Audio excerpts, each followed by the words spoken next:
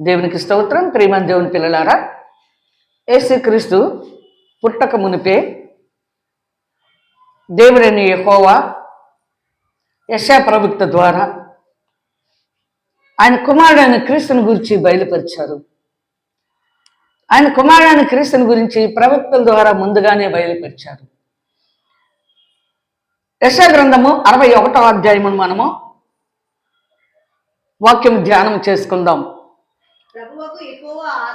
ప్రభువగు యెహోవా ఆత్మ నా మీదికి వచ్చి ఉన్నది, దీనులకు సువర్తమానము ప్రకటించుటకు యెహోవా నన్ను అభిషేకించెను, నలిగిన హృదయం గలవారిని దురపరచుటకును, చెరలోనున్న వారికి విడుదలను, బంధింపబడిన వారికి విముక్తిని ప్రకటించుటకును, యెహోవా హితవత్సరమును మన దేవుని ప్రతిదండన దినమును ప్రకటించుటకును, దుఃఖాక్రాంతులందరినీ ఓదార్చుటకును, సియోనులో దుఃఖించు వారికి ఉల్లాస వస్త్రములు ధరింపజేయుటకును, బూడిదకు ప్రతిగా పూదండను, దుఃఖమునకు ప్రతిగా ఆనంద తైలమును,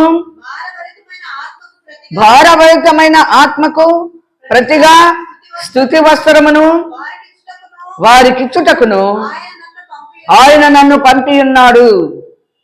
కనుక యేసుక్రీస్తుని ఎందుకు పంపించాడో, దేవుడు ఎందుకు పంపిస్తున్నాడు ముందుగానే యెషయా ప్రవక్త ప్రవచించాడు. దేవుడైన యెహోవా యెషయా ప్రవక్త ద్వారా యేసుక్రీస్తుని గూర్చి ముందుగానే ప్రవచించారు. ముందుగానే ఈ ప్రవచనము ప్రియమైన దేవుని బిడ్డలారా, భూమి మీద యేసు ప్రభు చేసే ఏం పని చేయాలో యెషయా ప్రవక్త ద్వారా దేవుడు ముందుగానే బయలుపరిచి ఆయనను ఈ లోకమునకు కన్యనేడి గర్భములో నుంచి మనకు రక్షకుడిని ఉదయింప చేశాడు దేవుడు.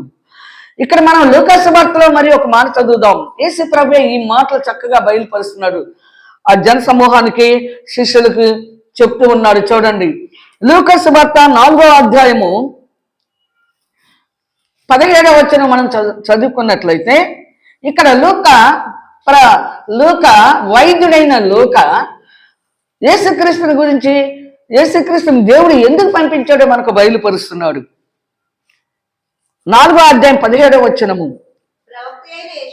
ప్రవక్త అయిన యెషయా గ్రంథము ఆయన చేతికి ఇయ్యబడెను, ఆయన గ్రంథము విప్పగా ప్రభు ఆత్మ నా మీద ఉన్నది, బీదలకు సువార్త ప్రకటించుటకై ఆయన నన్ను అభిషేకించెను, చెరలోనున్న వారికి విడుదలను, గ్రుడ్డి వారికి చూపును కలుగునని ప్రకటించుటకును, నలిగిన వారిని విడిపించుటకును, ప్రభువైన యెహోవా హితవత్సరము ప్రకటించుటకును ఆయన నన్ను పంపి ఉన్నాడు అని వ్రాయబడిన చోటు ఆయనకు దొరికెను.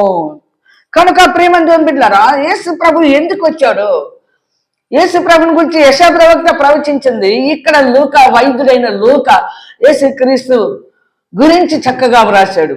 యేసు ప్రభు ఈ మాటలు బయలుపరుస్తూ ఉన్నాడు. చూడండి, చూసారా? కనుక ప్రభు అయిన యెహోవా ఆత్మ నా మీద ఉన్నది, బీదలకు సువార్త ప్రకటించుటకై ఆయన నన్ను అభిషేకించెను. దేవుని చేత అభిషేకించబడిన క్రీస్తు అంటే అభిషేక్తుడు, యేసు అంటే రక్షకుడు. ఇమ్మానుయేలు అనే పదానికి అర్థము దేవునితో మనకి సహవాసం లేదు కనుక కుమారుడు ద్వారా మనకు దేవునితో సహవాసం ఏర్పాటు చేశాడు. అంటే యేసు ప్రభు చెప్పిన మాటలు మనం వింటే దేవుడు చెప్పినట్టే. దేవుడు చేయకూడదు. దేవుడు తన కుమారుని లోకానికి పంపించి ఆయన యొక్క రాజ్య సువార్తను ప్రకటించడానికి బోధకుడిగా, ప్రధాన యాజకుడిగా, లోక రక్షకుడిగా, దేవుని కుమారుడిగా, దేవుని సేవకుడిగా, దేవుని ప్రవక్తగా దేవుడు తన కుమారుని లోకానికి పంపించాడు. వైద్యుడు అయిన లూకా ఈ మాటలను క్రీస్తుని గురించి బయలుపరిచాడు.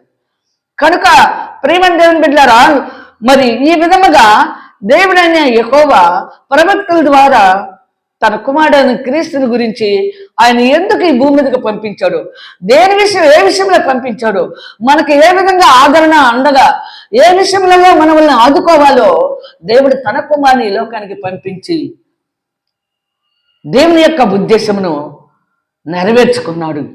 అతనిని నలుగొట్టుటకు యెహోవాకి ఇష్టమాయను. యేసు ప్రభు నలుగొట్టుటకంట యెహోవాకి ఇష్టమైందంట.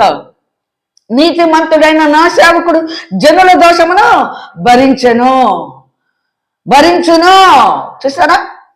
కనుక ప్రేమ దేవుని బిడ్డలారా, మరి నీతిమంతుడు యేసు ప్రభు, దేవుని సేవకుడు యేసు ప్రభు ఈ లోకానికి దేవుడు పంపించి తన కుమారుని పంపించి మనకు రక్షణ విమోచన కలుగు చేశాడు. కనుక యేసు ప్రభు ఎన్ని రకాల వాళ్ళని బాగు చేయడానికి వచ్చాడో చూడండి. కనుక ప్రేమ దేవుని బిడ్డలారా, దేవుని కుమారుడని మనము అంగీకరించి దేవునికి మహిమ కలిగినట్లుగా దేవుని కుమారుడు చెప్పిన బోధ ప్రకారము, దేవుని కుమారుడు చూపించిన మార్గములలో, దేవుని కుమారుడు బయలుపరిచిన సత్యములో మనము నడుచుకున్నట్లయితే నిత్య జీవనకు మనం వారసులు అవుతామని దేవుడు తన కుమారుని లోకాన్ని పంపించాడు. నిత్య జీవనకు వారసులు కావాలంటే తండ్రిని కుమారుని ఎరిగిన వారే నిత్య జీవనకు వారసులు. నా ద్వారానే తప్ప తండ్రి రాజ్యమునకు మీరు చేరరు అంటున్నాడు.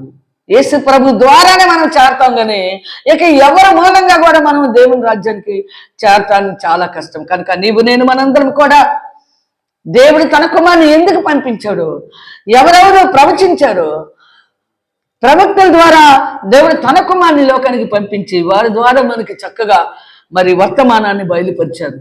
కనుక దేవుని కుమారుడైన క్రీస్తుని మనం గౌరవించి మరి దేవుడు పంపించాడని ప్రేమించి ఆయన చెప్పిన బోధ ప్రకారము, ఆయన మాటల ప్రకారము, ఆయన ప్రధాన యాజకుడు గనుక ఆయన చెప్పిన మార్గములలో మనము, ఆయన చూపించిన మార్గములలో నడుచుకొని, ఆయన బోధించిన బోధ ప్రకారం నడుచుకొని, ఆయన సత్యమును ఏ విధంగా నెరవేర్చాడు, సత్యమును గురించి సాక్ష్యం ఇచ్చుటకే యేసు దేవుని కుమారుడైన యేసు ఈ లోకానికి వచ్చాడు. సత్యమంటే దేవుడు, దేవుని గురించి బయలుపరచుటకే, సాక్ష్యం ఇచ్చుటకే యేసు ఈ లోకానికి వచ్చాడని మనం గమనించుకొని తండ్రి చిత్తాన్ని మనం అందరం కూడా నెరవేర్చి తండ్రి రాజ్యమునకు వారసులున్నట్లుగా మనము సిద్ధపడదాం. అనేక మందిని సిద్ధపరచుకుందాం. దేవుడు తన వాక్యము దీవించునుగాక. ఆమేన్, ఆమేన్.